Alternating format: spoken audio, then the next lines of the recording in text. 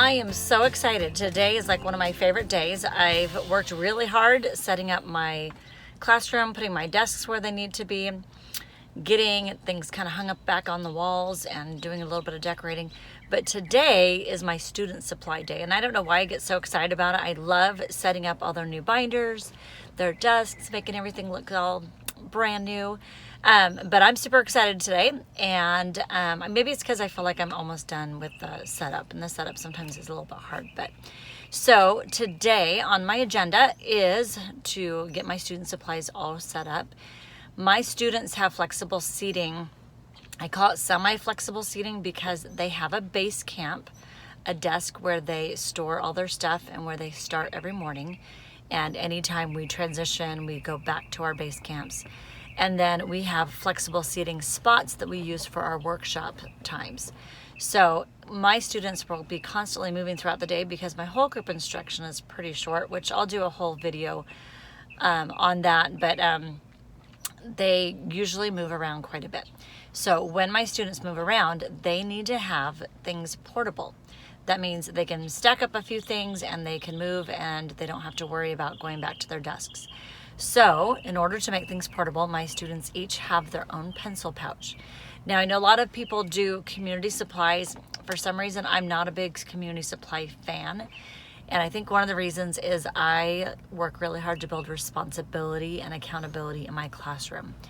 So if students have community supplies, it's more like the community is responsible for taking care of them, not the individual. And if something goes missing, it's very hard to track down who lost it and who wasn't accountable. So my students have their own supplies. They have them in a pencil pouch, and in their pencil pouch is all the things that they'll need for anywhere they go in my room, and everything is labeled with their student number. Now, if a pencil goes missing or a pair of scissors, we have a lost and found, and students will go there and they will retrieve their item because it has their class number on it. So that usually works out pretty good. I do have Pencil Pouch Friday, where I have my desk inspectors that go around to each person. They lay out all of their supplies, and if they have everything and they haven't lost anything, they get a reward. Sometimes it's as easy as a Class Dojo point. Sometimes it's a pencil top eraser. They get super excited about those because halfway through the week, their pencils, not the week, halfway through, maybe even a month, their pencils lose their erasers, and so they love to have the pencil toppers. There's also a reward if they keep all 3 pencils until they are little short nubs. Then they get rewards for that. They get special pencils. So everything is in their pouches. I also do not allow anything from home. They are not allowed to bring any fancy pencil sharpeners, any fancy erasers or pencils. Totally cuts down on the, hey, he took my stuff, I want it back. There's not a whole lot of tattling, and if something does get taken, I can easily replace it because I gave it to them. So I'm going to be setting that up today. I also have binders for my students. Every piece of paper has a spot and it goes in the binder, and we also have binder checks. And if they have everything in their binders and their spots, there's nothing hanging out of the front pockets or the back pockets, then they get rewards too. And it's so funny that all I really have to do is give them Class Dojo points, and they're super excited and all over that. So doesn't have to be a monetary thing. It doesn't have to be a big prize or candy every time. It could just be a point. So I'm going to go be setting that up. I'm going to show you where I keep all the extra supplies, because on a Pouch Friday, if somebody is missing something, they report to my desk and they get to get their things replaced and renumbered, and they could start fresh on Monday. So we start all over every week. It has been amazing. I've gone through an entire year and really have only lost maybe 5 pencils. So the pencil thing is not a problem. Okay, here we are. It's time to start getting organized. So where do you start with getting your student supplies? Okay, here's a pro tip. At the end of the school year, prior to this, I have my old students make new binders. So what I do is I give everybody a pile of sheet protectors in the middle of their table, and then they can stuff the binders for me. So one at a time I say, everybody get the yellow one and put the yellow one in the sheet protector. Great, now get the blue math divider and put the math divider in the protector. And they have little partners, so next to them, their partners can check to make sure that they've filled the binder correctly. And then once our binders are filled, they get a chance to write a letter to a future fourth grader. So then inside the front pocket goes the letter that they wrote, and they super love it. It's like amazing. And I can get like 30 binders stuffed in like 20 minutes. My biggest problem today is I have to label every single item that goes in a pencil pouch. The glue stick, the erasers, the expo marker, the dry eraser, everything. I have to label them all. So I'm gonna go sit on my computer and I'm gonna make some labels. Opening a plain old Word document, and I'm just gonna make a table with 1 to 23. Actually, I have 22 students, so I might do 1 to 24 boxes. And I'm just gonna make those 1 to 24, and I'm gonna cut and paste, cut and paste, cut and paste, because I need to put little labels on everything. Okay, so let's talk about pencil pouches. These are the best pouches. They have zippers. In all the years I've used them, this will be probably my 4th year using them, I've only had 1 broken zipper, so that's pretty dang good. They have these little rings so that you can clip things onto them. You can clip their passwords, clip their little numbers on them. If you have brag tags, you can clip brag tags on these. Anyway, so they're the best. I usually have all things pencil, paper, all the pencils, crayons, and all that stuff inside. And this front pocket is really great because they put their little library ID card. They put their job cards in here. Anything that does not want to get crayons all over it goes in here.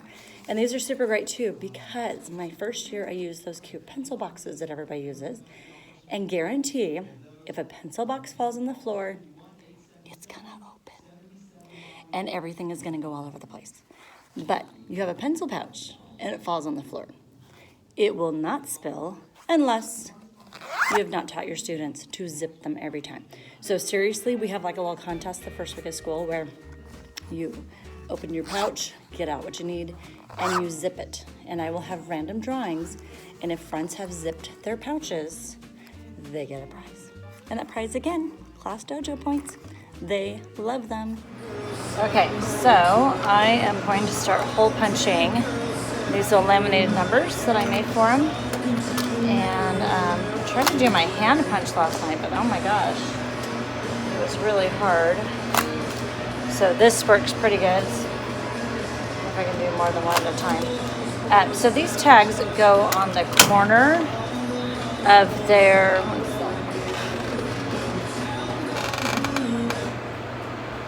they'll go on the corner of their pouches.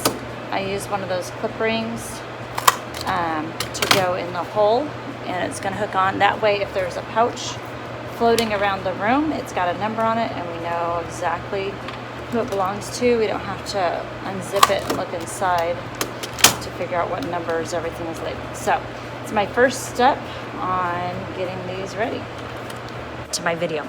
Anyway, sorry, my camera is falling over. So an hour later, I've got almost everything all done.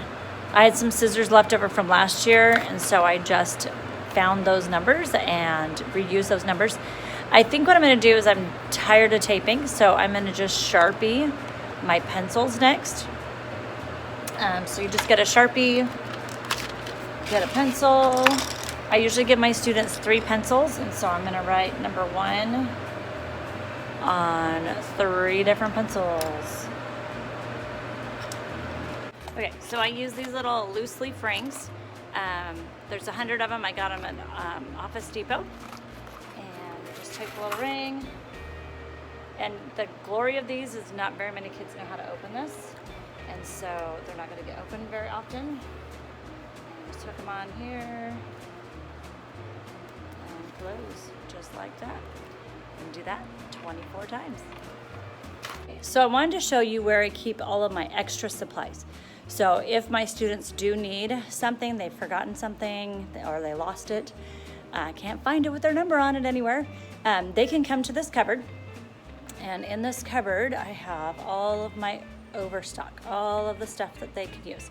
Now, super great thing, on the top shelf, I have some boxes that are labeled, and even like when I need to order them at the beginning of the school year, I put Post-it notes on them that say, you know, how am I to order.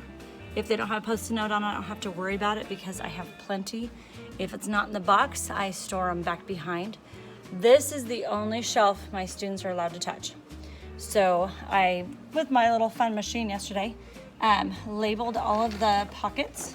So if something does get completely empty, I'll remember what needs to go back in there. If they need a crayon, if they've lost a crayon, they can come in here. Anytime I have old crayon boxes, I put them in here. If they're good crayons still, they can use the colored pencils or the markers. They don't have those in their pouches. We don't use them all the time, and so I kind of have those in there so if they want to use them. But they're not allowed to open any of the boxes. Have you ever gotten a phone call and they're like, hey, a new student is coming down the hallway to your classroom right now? I have.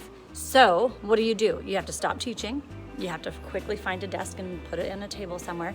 And then you have to round up all the supplies that they're going to need. So what I do is when I'm setting up student supplies, I automatically set up a few extra and then I drop them in this drawer. I even make, like, you know, the first day of school treats that I give to everybody. I even put a few extras of those. So everything's good. I have the little folder for the parents with their back to school info in it. And that way everything is good. All I have to do is come to this drawer, open it, pull out the things that I need with matching numbers, of course. And then I put it on their desk. It takes maybe 5 minutes. So let me go ahead and show you what's in this drawer. Extra math journal. Here's the folder for the parents.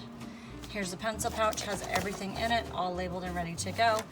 Have a couple of extra stuff. I even have extra binder dividers. So if I needed a binder, I always make a few extra. I have several extra right here on my shelf all ready to go. But if I do exceed that, I don't know how or why I would, but if I do exceed that, I've got a few extra binders that I can quickly put another binder together if I need to. So anyways, this is my emergency new student drawer, and it's all ready to go.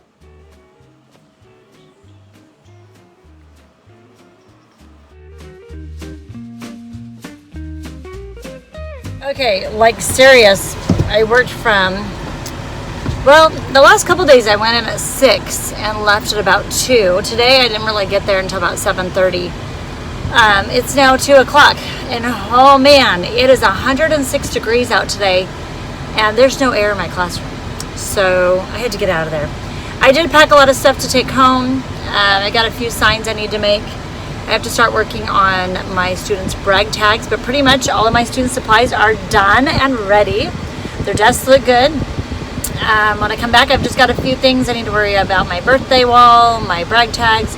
Hey, a thing I learned the other day, somebody said in order to help your students feel like they belong in your classroom, they need to see their name in 5 different places. So that's a challenge that I'm trying to take on. I think I've got it pretty good because I have their binders and their homework folders and their journals and all that on their desks. I don't know if that all counts as 4 or if that's just 1, but I'm going to have their name on the birthday wall. I will have their name on the brag tags. Struggling. Maybe I need to have their name like on the AR board. Oh, I can make like little s'mores with their names on them. And as they achieve their goals, they can move their s'more down the goal board. I'll try that. I also have these cute little fireflies that have their names on them that will be flying around my campsite outside. So I'm going to be working on that, trying to see if I can find 5 different places where my students' names are in the classroom so that when they walk in on back to school night, they feel like they belong. So thank you for watching today. Hope you got some tips. Hope you feel better about yourself because maybe your job's a little bit easier than mine. So anyways, until tomorrow, thanks.